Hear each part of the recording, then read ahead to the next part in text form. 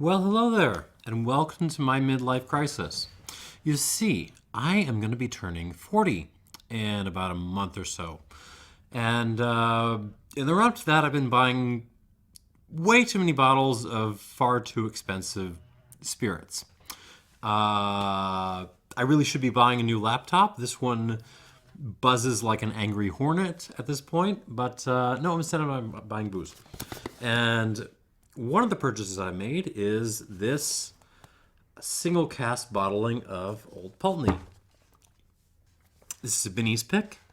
Full disclosure, I work for Binny's. I work in their wine department. I do not have any stake in how well their spirits sell, but it's the same folks cutting my checks, just so you know. Anyways, I grabbed this because it is a 19-year-old, and it was actually reasonably priced. And that seemed like the kind of thing that was not going to be, sitting on the shelves for long. And indeed, my store ran out of them in the space of about a week, maybe a little more. All right, and so we're going to taste this 2002 19-year-old Old Pulteney, and in the run-up, but I wanted to give it some sparring partners. So we're going to do an old favorite, Clynelish, 14-year-old. I've never reviewed this, but it feels a little bit like an old standard. Like everyone needs to have their review of this on record somewhere. And also, I wanted to do a Teaninich, which is also another. So a lineup of fun, northern Highland Scotch whiskies. All right, let's get these poured. First the Clynelish, and then the Teaninich,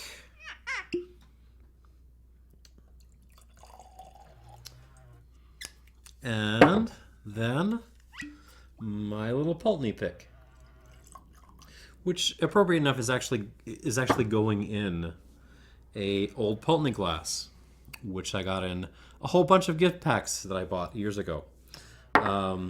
You may notice that I have a very limited set of Glencairn glasses. I've got the Pulteneys, and I've got my Glengoynes, and I've got a Kilkerran one as well. And I kind of run through these pretty much throughout all the videos I make. All right, let's get started. Let's do the Clynelish 14-year-old first. Now this is, of course, one of the standard go-tos of the Diageo range. This I got in like one of those 3-packs they used to sell, at least during the holidays. There is a code on this. I cannot make out much of it aside from the fact that one of the most important set of digits seems to be an 18. So I think this is a 2018 bottling. Clynelish 14. Oh, okay. First of all, let's say I would say I'm a huge fan of Clynelish Distillery. It's one of those things which you would think wouldn't exist. It's a modern replacement for a beloved old distillery that has now become a beloved old distillery in its own right.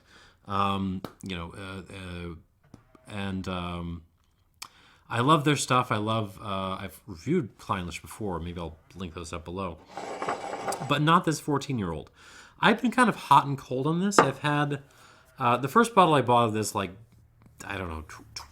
11, 12 years ago, was okay. I liked it. Was good, but nothing spectacular.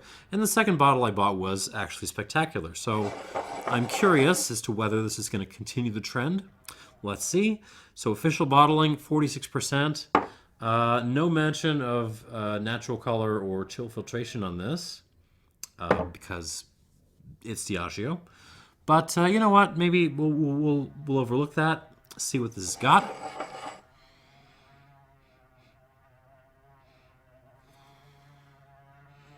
So on the nose, it feels a hair bit muddled and muted. There's a lot going on, but it feels just that it's like you're listening to a concert like in the bathroom or something. That kind of feeling. And maybe that's just due to the sheer batch sizes they have to use to make this. But it's nice. It's very fruity. It's very minerally. It's very Clynelish.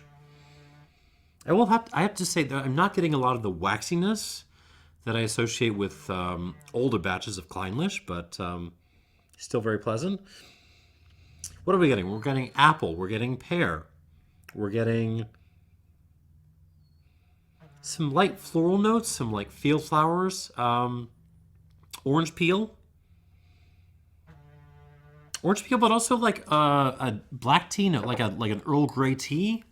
So some, black tea mixed with bergamot in there. Along with the lack of wax, I'm not really getting any honey notes on this. Now, usually with Highland whiskies, particularly Speyside, but more generally Highland whiskies, I expect to see honey. And here I'm not getting any. So that's notable. And then, of course, you're getting rocks. There's a sea breeze kind of component here. And there's a kind of ashy, smoky thing. It's like a mix of campfire ash, but also like coal ash, coal smoke, that kind of thing. You're having a campfire, or like there was a campfire there a couple of hours earlier, and then a locomotive goes by, and it's like coughing up smoke, that kind of smell. The orange is actually kind of, as I notice this more, is kind of reinforcing itself. It's almost like an orange Faygo kind of nose now. Plus the little lemon peel. It's nice. It's fine. And again, no waxiness to speak of here. Not really. But that's okay. All right. Let's give this a shot in the palate.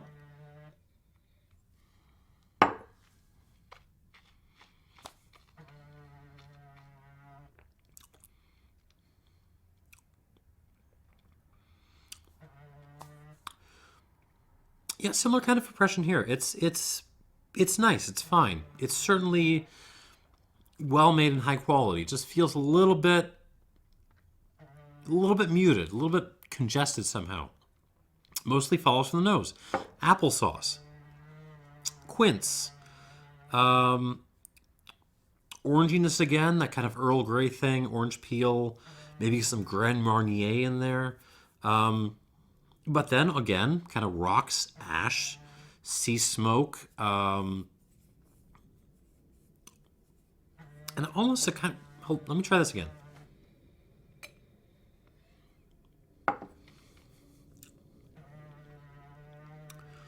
Yeah, on the back end, there's this very coastal, almost quasi-peat thing. But it's not quite peat, but it suggests peat. It's a little bit farmyardy too. What is that? Not quite like peat smoke, but almost like a little bit of green vegetal stuff, but nice. Slightly barnyardy. A little bit of honey, a little bit of like an orange blossom honey thing happening. Almost a beery element too, like some amber ale in here. I mean, it's good. It's. I will say this is not spectacular for me, but it's very good. We'll add some water to that. Come back to it. I mean, it's much cleaner than I remember my last bottle of Clynelish 14 being, and not necessarily in a good way. It's again not bad, but hair underwhelming for the pedigree. But let's move on to this. This is a Teaninich from 2008. So this was, I'm sorry, I have a lot of notes here. This was distilled, I think, October 9th, 2008, bottled September 9th, 2021. So almost 13 years old, but it's a 12-year-old right now. This was hogshead number 715-729, producing 370 bottles. And again, the bottler is The Ultimate by the Van Wees folks. 46% natural color, non-chill filtered. Now, Teaninich is one of those, I would call it not silent still, like a secret still. The kinds of distillery which makes a ton of malt, but they don't really get official bottlings, at least not here in the U.S. My classic example of this would be like Glenmorangie down the street. Like I frigging love Glenmorangie when I can get it, but there are no official bottlings of it. Well, unless you go to like East Asia or something, there's official bottlings there.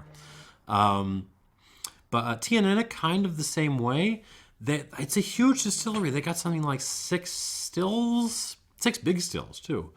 And it's one of the main components of Johnny Walker Red Label. If you've ever had Johnny Walker Red Label recently and you've said to yourself, that's not as bad as I thought it would be, it's largely due to the influence of the incredible quality of Teaninich. It's just a really good distillery. It's just, you don't see much of it. And in terms of quality, I've always thought of it, it's right next to Dalmore, right? But it really isn't a sherry monster in the same way as Dalmore. In terms of character, I've always thought of it as a kind of cross between Glenmorangie and, maybe like Glenmorangie and Clynelish, to be honest. Anyways, let's see what we got here. Independent bottling of a single cask. Yeah, there's a lot of sort of Glenmorangie stuff going on. There's orange peel. A lot of orange peel, but also like tangerine. Plus black tea. Just lots and lots of black tea and orangey stuff. There's actually a little bit of a nod towards Tomatin here, which I'm into.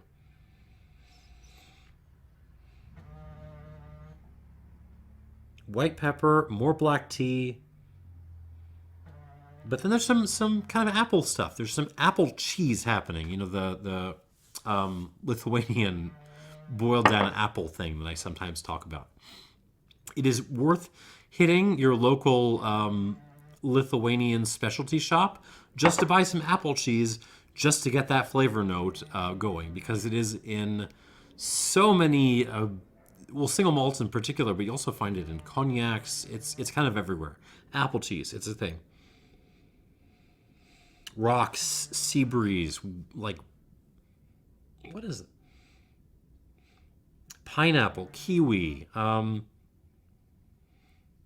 little bit of like that coal smoke element I was talking about in the Clynelish, but there's something else. There's almost like a wet leaf element in this, like wet forest leaves. Yeah, it's really nice. I mean, it's not again, it's not a high flyer by any means, but it's a very nice malt. I'm guessing this is a refill sherry hogshead, because that's kind of the vibe I'm getting with this quantity of orangey tangeriness.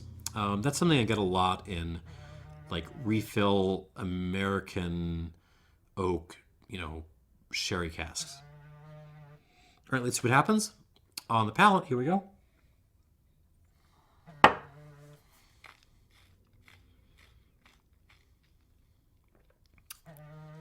Oh.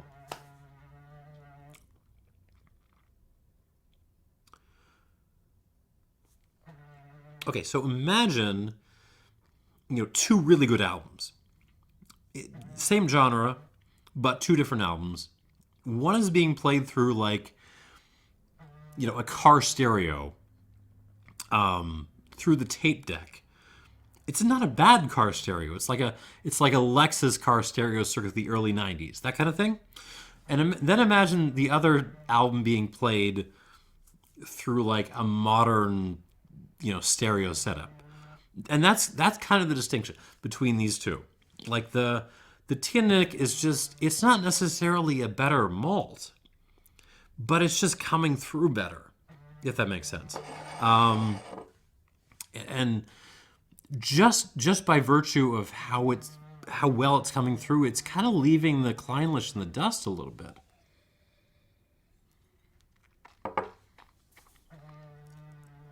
I mean, in the dust is a little bit harsh, but it's definitely pulling away.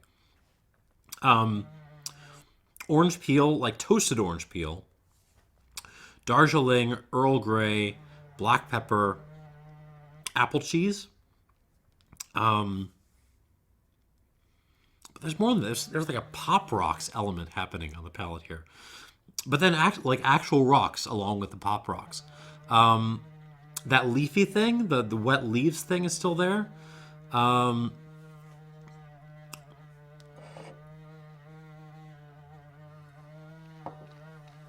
yeah, there's a lot of orangey stuff going on. This really does remind me of like a little bit of Glenmorangie and even Tomatin. Yeah. Coal smoke, and then on the very tail end, there's this kind of like musty note, like a musty attic kind of thing, but not bad. It's actually kind of fun. Yeah, it's just a good malt, and it really gives you the sense of how well Tomatin would do with age. Like this at 18 would be spectacular. It's already really good, but I would love to try this at 18, 20, 22 years old.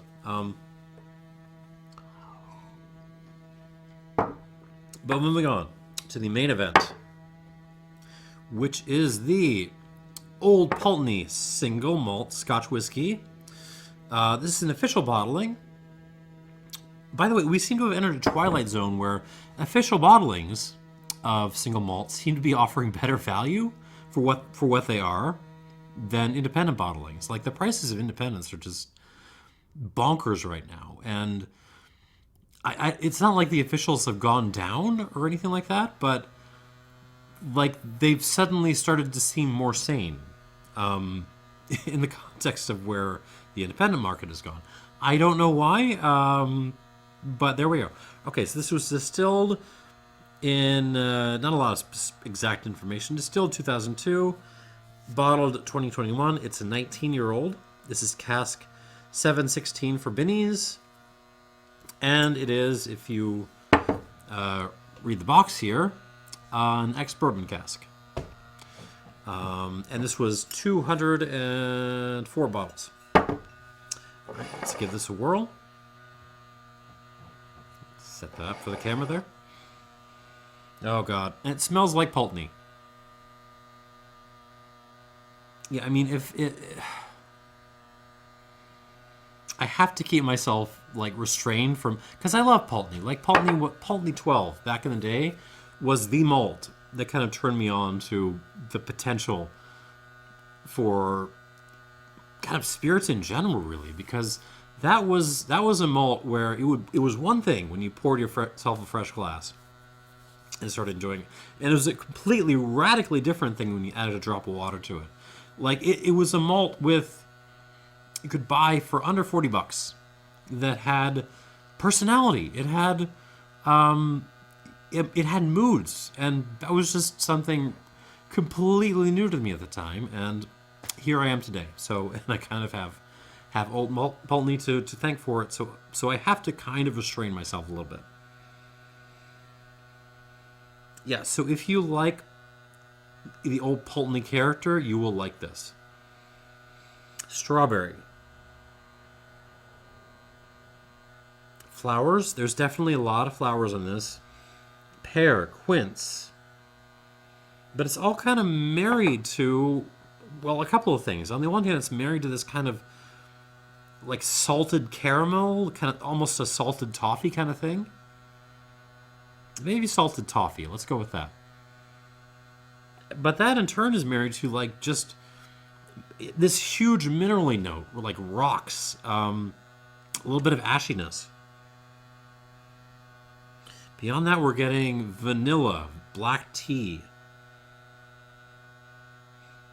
white pepper, some toasted lemon peel. You know, like you get out your torch and you toast a lemon peel for like a cocktail or something. That's kind of what it smells like. And even beyond the salted toffee thing, you're getting like just sea salt. You're getting rocks and sea salt.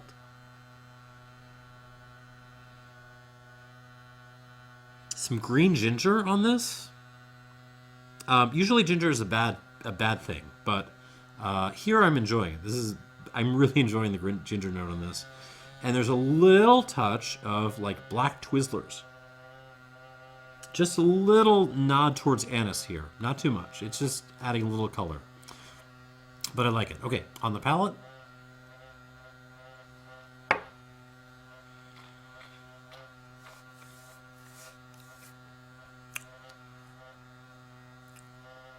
I mean, yeah, this is... So the label says it's a middle to old-aged Pulteney. And it's kind of doing what it says on the label. I mean, that's how this arrives. There's lots of, again, salted toffee. There's some vanilla. There's some shortbread happening. There's some, like when you like, buy a package of Walkers and you're like, I'm just gonna have one, then you destroy the entire thing and you're like, crap, I just wasted $4. There's a little bit of that going on. But then, black pepper, toasted lemon peel, licorice, salted licorice.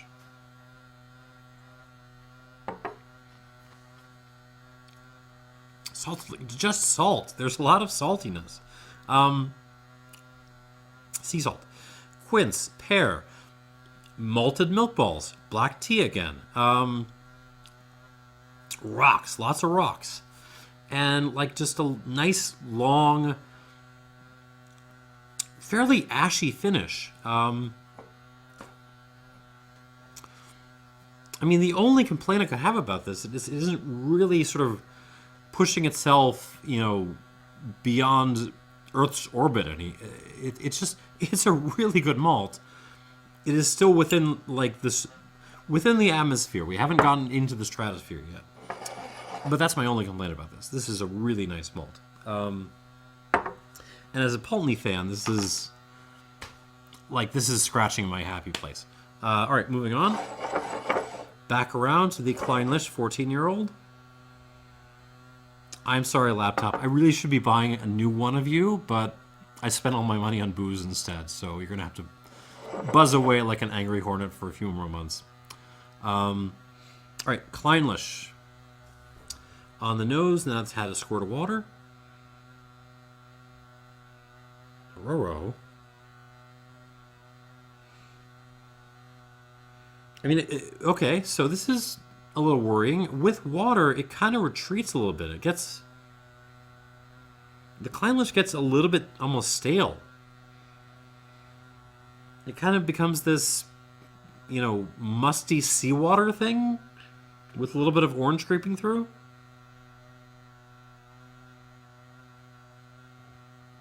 It doesn't smell bad. It just smells like, hello? Is there anyone still there?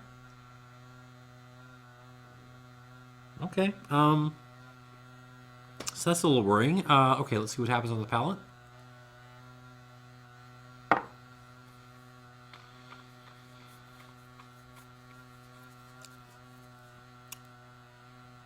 Okay. There we go.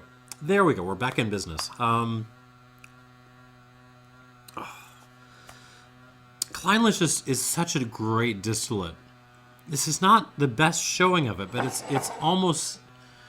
The quality of the distillate is almost saving this.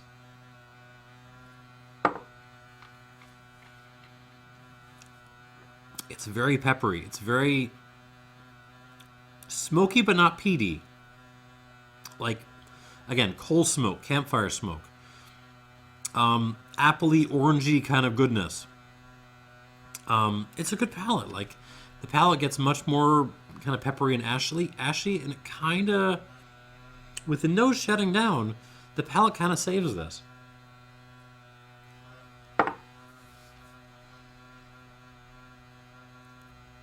Oh, man. So it's not as good as the last bottle I had, but... And for the price, I mean, the price on this is, with prices in general, it has kind of gotten ridiculous. But I can't give this a bad score. I mean, it's still a good malt. Okay, so I have to take some off for the nose kind of shutting down a little bit, and then add some back, and add more back. because the palate kind of just clicks with water. I'm going to call this an 84 plus, but it's a very soft plus, if that makes sense. It's like a half plus. 84 half plus. That's 84 plus. Just call it an 84 plus. All right, moving on to the Teaninich 2008 Ultimate again. Now with a squirt of water. Yeah, there we go. It's just... So, Clynelish is probably a better distillate than Teaninich is. And I like Teaninich distillate, but this is a better bottling than the Clynelish is. Does that make sense? Yeah, this just smells like a party and a very vivid party. I have to keep using the word vivid, of like different oranges, like the navel oranges are there, the tangerines are there, the bergamots are there, and tea and pepper, they are invited along. And I really like it. There's a purity to this that I really, really like. Let's see what happens on the palate.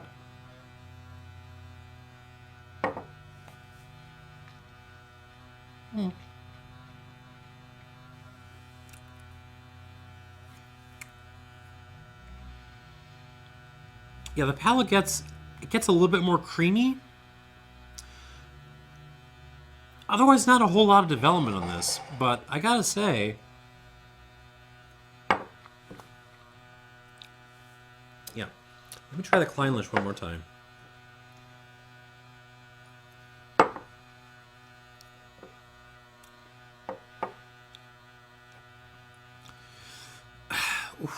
I mean, if you look at this really hard, the Clynelish might have some more, like a handful more things, like a few more little details going on in the background, but they aren't really coming out. It still feels like muted. Whereas the pure oranges meets apple cheese meets rocks and pepper going on the Teaninich is just the simplicity, the purity, the way that the way that's being like presented here is winning out for me.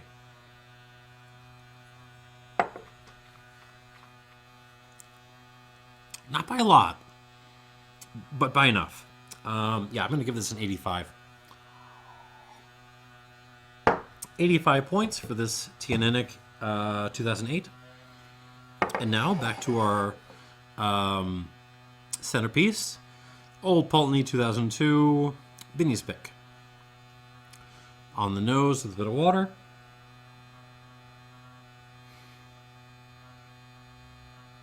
Oh, that's really nice. There's more pear and a little bit more toffee going too, but it's really the ash and the salt coming out to play now. God, it's just such a nice nose, and I kind of have to control myself here because I really like Pulteney as a distillate, and I know like the Ardbeg guys are gonna think this is bullshit. Like they're just gonna be like, dude, where's the sherry? Where's the peat? Where's the big flavors? And I'm gonna be like, no, that's not what this is about. This is about subtlety and delicacy. But I also have to so as a critic, like I had to censor my own personal inclinations. But at the same time, I also do think that like there's just some intrinsically good quality here. There's almost some milk chocolate happening now. I mean, it's just the distillate is just so distinctive and it's so characterful, and I think it's hugely underrated. All right, on the palate.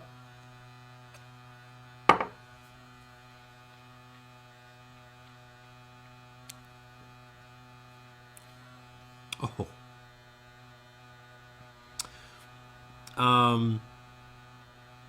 Yeah, again, it's the kind of the ash and the rocks that are really stepping forward here, but also a little bit of creme brulee happening. And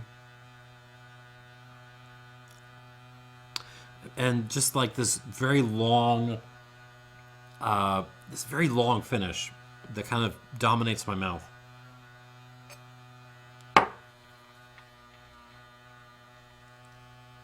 It's very oak tannic. It's very peppery. But it's got that kind of fruity, toffee, salty, Pulteney thing going on in the kind of, as a halo around the ashy tannic stuff to give it character. I mean, this is really good. It's, again, the only complaint I could have is that it's not, like, we're not in the stratosphere with this. Like, this isn't 89-point whiskey for me. So it's not. So it's pretty much perfect. Like, this is all I could ever ask for from a middle-aged to old-aged Pulteney. It's just not. My only complaint is it's not a surprise in any way. This is pretty much what I expect from something that says this on the label. But yeah, I if this is still around, it is worth a grab. It's not inexpensive, but it's worth a grab.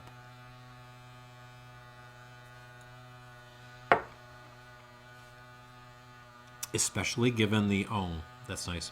Especially given how the pricing of other 18-plus-year-old official bottlings are going. Okay, that's what I got. So an 84 plus, but a soft plus, but a plus for the Clynelish. Straight 85 for the ultimate Teaninich here, and an 89 for the Old Pulteney 19-year-old 2002 cask 716. That's all I got. Thanks for watching. Cheers.